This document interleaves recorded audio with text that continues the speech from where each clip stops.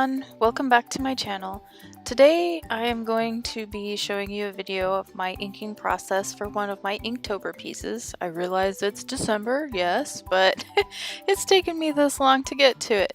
For the topic today, I would like to discuss the Patreon kerfuffle and basically tackle a few, I guess, business things I have learned personally along the way that hopefully could maybe help you.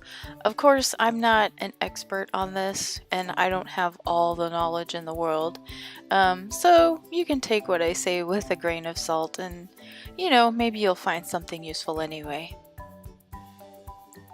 To start here on this piece, I was trying out a few of my Ray Friendon brushes. I really like these brushes and I would definitely highly recommend them, even though I'm a brush maker myself, but I usually make foliage and specialty brushes.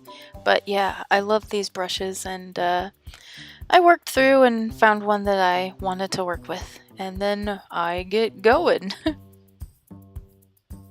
So let's start talking about Patreon. What Patreon did recently, or is planning to do, is they basically want to shift all of the credit card processing fees to the patron rather than having the artist foot the bill. Right off, that actually doesn't sound too bad, It certainly would give more money to the artists, but there are quite a lot of problems, and I will get to those in a minute. I do want to briefly interject here and say that I slowed this section down here of my inking so you can actually see the real speed of my inking, because I realize when you watch my inking videos I'm just flying by, but I'm actually really slow and methodical. And I just want you guys to know that I'm not like a hyper-speed inker or anything. This is how I really work. So back to the Patreon thing. One of the big problems with this is for the lower tier pledges, like especially the dollar level pledge. It's adding 2.9% plus 35 cents if I'm remembering correctly. That pretty much is going to add around 41 cents or something. I'm not sure about the math specifically because I'm not a math person. But anyway, so I mean, you can see that it will up your pledge from $1 to $1.41, which is almost like about half of, it adds about half of what you were paying originally. So it's kind of not good on that front, and I kind of believe that Patreon is doing this because they want to get rid of their lower tiers, because it would make sense for themselves business-wise, not necessarily make sense for the artists. This is just all my conjecture though, and I may be wrong, and that's fine. I'm fine with being wrong. And you may have your own opinions on this matter, and that's also fine. I am totally open to other people's opinions on this stuff. But I don't exactly really want to talk about the very specifics of the whole Patreon thing, but I want to get into the topic of alternatives to Patreon, because obviously a lot of people right now are panicking because they lost a lot of support and they want to try to find new ways to increase their funding. So I feel that it would be better to talk about this and get people focused positive and moving forward, rather than focusing on what has happened in the past and what is done, because I do believe it is done, and I don't think there's any amount of complaining we can do that is going to change it. Alright, so first off, I think the big takeaway from this is that you should have multiple sources of funding. And whether it's your online store, whether it's a Ko-fi or whatever, you need to have multiple streams of revenue and not rely on a single one, because as we see, if you're relying heavily on a single one, then you're going to be in trouble. I also want to stress that platforms are not your friends. Yeah, Patreon seemed like a nice, huggy, fun place. It was made by artists for artists, but at the end of the day, they're another corporation. Corporations are not your friends. So, we need to look at them like they're a business and treat them like a business. And with all platforms, there is a possibility that it could go away one day, and we've already seen this in the comic community with ink blazers, for example. And to a lesser extent, there was that kerfuffle with Tapas, and it's all these incidences that say to me that you really need to be focusing on making your own brand and, like I said earlier, finding multiple revenue sources. Otherwise, you're not going to make it. You're not going to be able to make a living. But I want everyone to be able to make a living at art if they truly want to. So let's try to work through this and figure it out. So what are some other options out there? As far as Patreon goes, there really isn't anything that's the equivalent to Patreon right now, except for the trial, the beta version of Drip, which is Kickstarter's version of a Patreon.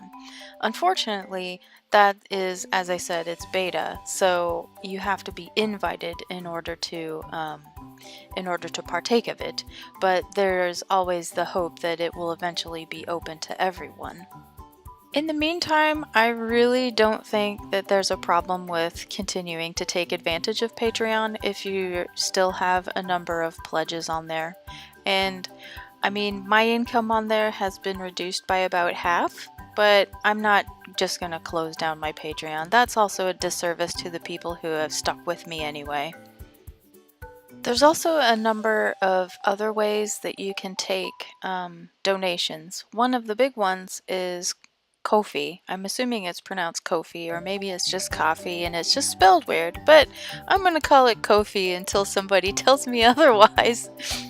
With Ko-fi, you're just taking one-time donations, and I think it works well in conjunction with a Patreon or a Patreon-like service, because it gives people an option who maybe can't afford a monthly payment to throw a few dollars your way.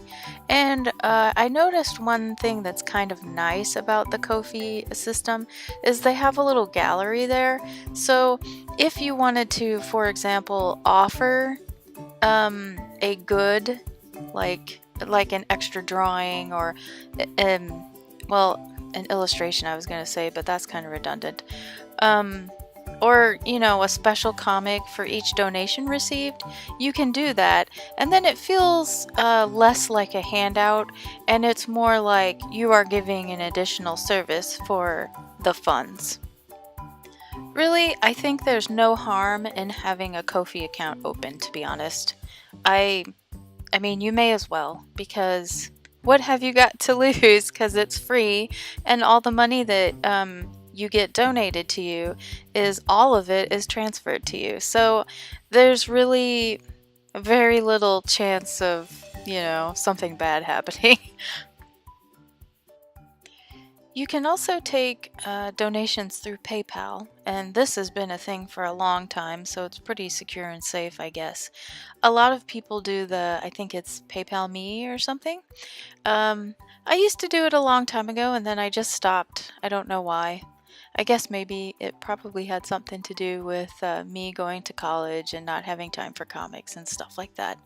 But that's just another option if you don't want to start a Ko-fi page.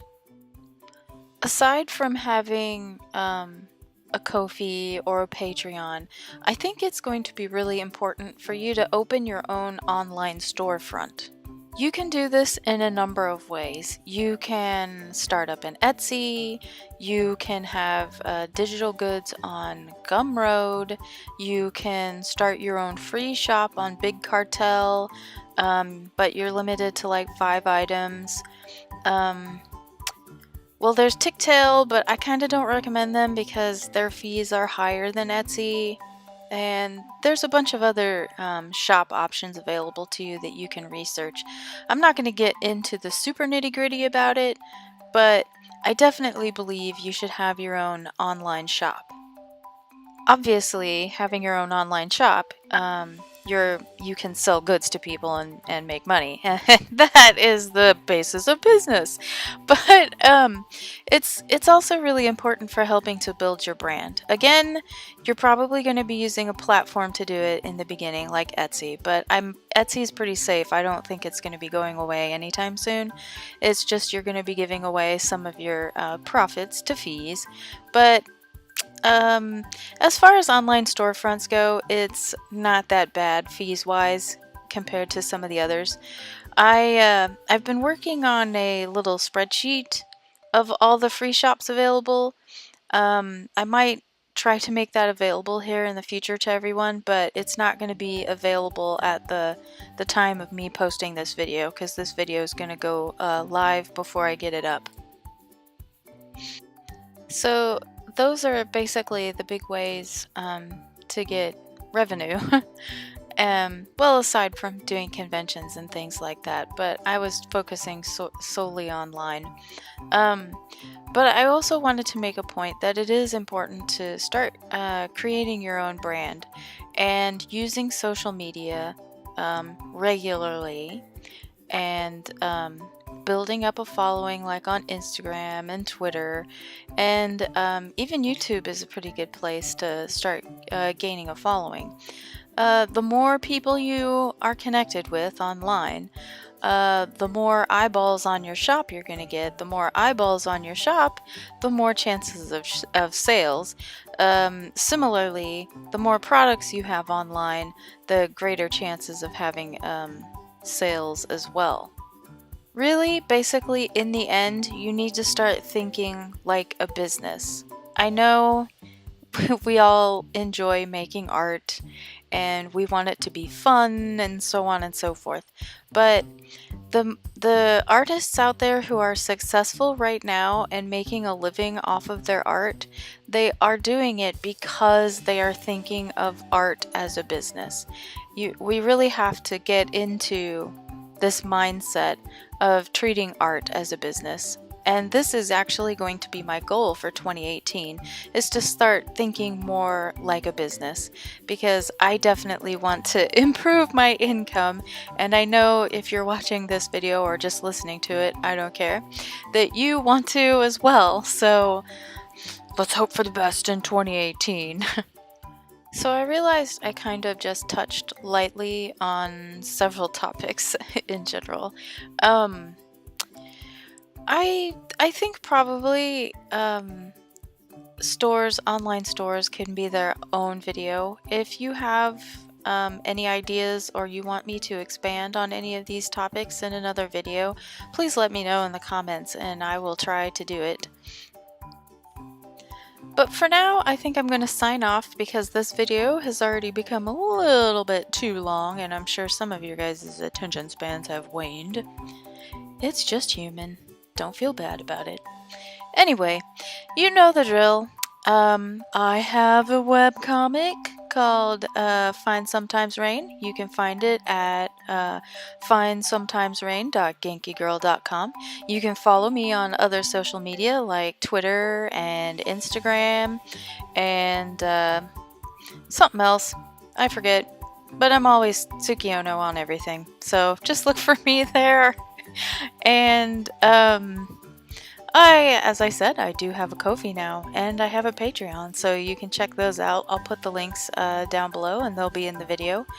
Anyway, don't let this news get you down about Patreon.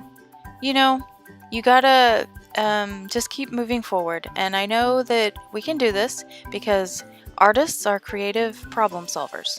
This is to our benefit, and we can do this. We can move forward. And we can make a living off of art. I know we can. So let's work hard in the future. And, you know, if you like my videos, subscribe and all that junk, you know the drill.